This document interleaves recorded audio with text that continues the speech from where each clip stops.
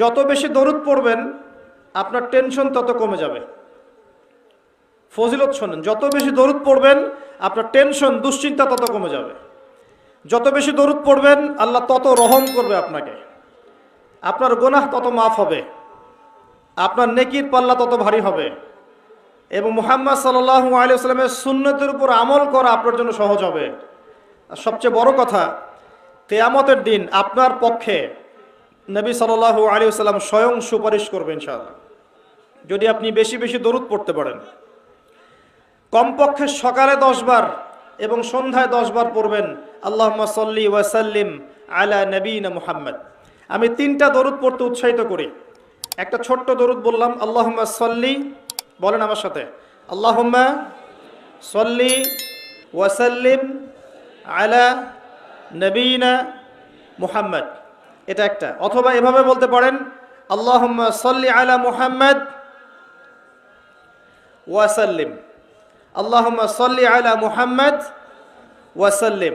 অথবা যেটা আমরা পড়ি, আল্লাহুম্মা সাল্লি আলা মুহাম্মদ ওয়া আলা আলি মুহাম্মদ কামা সাল্লাইতা আলা ইব্রাহিম ওয়া আলা আলি ইব্রাহিম ইন্নাকা হামিদুম মাজিদ, আল্লাহুম্মা বারিক আলা মুহাম্মদ ওয়া আলা আলি মুহাম্মদ কামা বারাকতা আলা ইব্রাহিম ওয়া আলা আলি ইব্রাহিম ইন্নাকা হামিদুম মাজিদ। এই দরুদের অর্থ কয়জন জানেন? হাত উঁচু করেন দেখি। মাশাআল্লাহ, ঠিক আছে। অর্থ জানতে হবে। নামাজের মধ্যে আমরা যা পড়ি এগুলোর অর্থ আপনাকে জানতে হবে।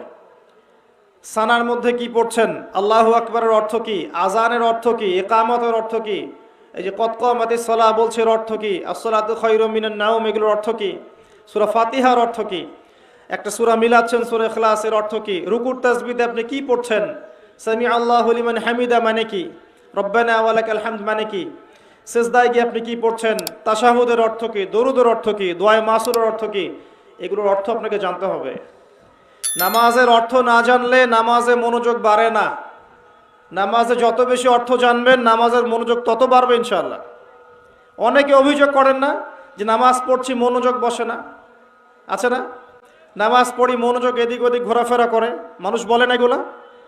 একটা বড় কারণ, মেজর কারণ হচ্ছে নামাজে যা পড়ি আমরা তার অর্থ আমরা জানি না, এটা একটা প্রথম কথা। অর্থ পড়তে উৎসাহিত করলে কিছু মানুষ আবার বিতর্কিত করতে চায়, কিন্তু অর্থ না জানলে আপনি মূল ফ্লেভারটা পাবেন না। তোতা পাখির মতো খালি মুখস্থ করে গেলে আর পড়ে গেলে আপনি মূল যে মেসেজ সেটা পাবেন না কখনোই। মনে করেন নামাজের কথাগুলো আমরা বাংলায় বলছি, মনে করেন কথার কথা, যে মাথা নত করে আপনি বলছেন সুবহান রাব্বিয়াল আ'লা, মহাপবিত্র আমার রব যিনি সর্বোচ্চ, এটা আপনি বাংলায় বলছেন, আপনি বুঝতে পারছেন না অর্থটা? যখন আপনি বুঝতে পারছেন তখন আপনার ভিতর বিনয় আসছে না? আল্লাহর প্রতি বিনয় আসছে না? আপনি দোয়া করছেন আল্লাহর কাছে হাত তুলে, আল্লাহুম্মা আতিনা ফিদ দুনিয়া হাসানা ওয়া ফিল আখিরাতি হাসানা ওয়া কিনা আযাবান নার। আপনি এর অর্থ জানেন না, আপনি কি এর ভিতরে ঢুকতে পারলেন? পারলেন না। কিন্তু আপনি যদি জানেন, আপনি হাত তুলে বলছেন, আল্লাহ আমাকে এই দুনিয়াতে সমস্ত কল্যাণ দান করো আর পরকালে সমস্ত কল্যাণ দান করো, আমাকে জাহান্নামের আগুন থেকে বাঁচাও। বুঝতে পারছেন না? তখন মনোযোগ বাড়ছে না? এই জন্য বলছি, অর্থ না বুঝলে আপনি 100% ইহসান যেটা আমরা বলি, আনতা আবুদুল্লাহা কাআন্নাকা তারাহ ওয়া ইল্লাম তাকুন তারাহু ফাইন্নাহু ইয়ারাক, তুমি এমনভাবে আল্লাহর ইবাদত করো যেন তুমি আল্লাহকে দেখছো। আর তুমি যদি আল্লাহকে দেখতে না পাও তাহলে জেনে রাখো আল্লাহ তোমাকে দেখছেন। আল্লাহ কনসিয়াসনেস আসবে না যতক্ষণ না আপনি অর্থগুলো বোঝার চেষ্টা করছেন। এই জন্য নামাজের অর্থ বোঝার চেষ্টা করেন।